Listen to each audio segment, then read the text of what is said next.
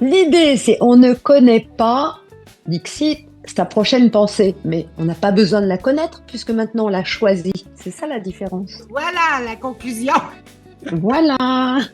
Le début, le but. Le but toujours. On est déjà toujours rendu le à la but. fin. Exactement. Et le choix, c'est le but, toujours. C'est sûr qu'on connaît jamais notre prochaine pensée si on la choisit pas. Si on se laisse gouverner par la pensée d'avant. Si on re-switch, on part d'une autre racine, ça part de où on se prend. Ben, les prochaines pensées, peut-être en détail, on peut pas les connaître, à moins des choisir spécifiques, mais ça va s'aligner ça pour qui qu'on se prend. Fait que c'est une autre manière de choisir. C'est la racine et tu as toutes les pensées. C'est ça.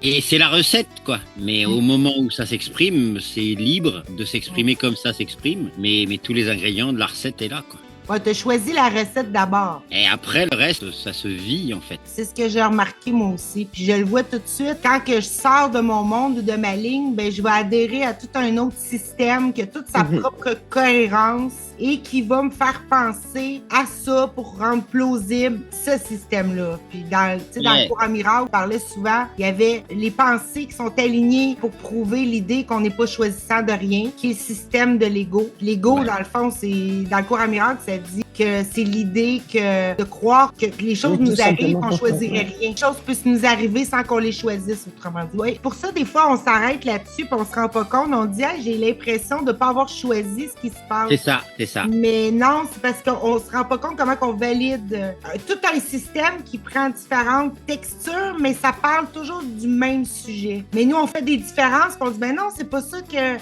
Je sais pas si toi, tu as déjà baigné dans les trucs de, on va dire, des sagesses anciennes qui disaient qu'on choisissait pas notre prochaine pensée. Bon, ben, si j'étais avec Catherine, elle a fait le résumé sur quoi on était tombé d'accord. C'est que, c'était quoi? Ben, vas-y, Catherine, je te laisse le dire. Ouais. Oui, l'idée, c'était, en fait, c'est pas qu'on ne choisissait pas sa prochaine pensée, on partait du postulat qu'on ne connaissait pas sa prochaine pensée. Mais là, en tant que connaissant et choisissant, automatiquement, cette question de ne pas la connaître tombe. Donc, qu'est-ce qui reste? Bah, tu l'as choisi.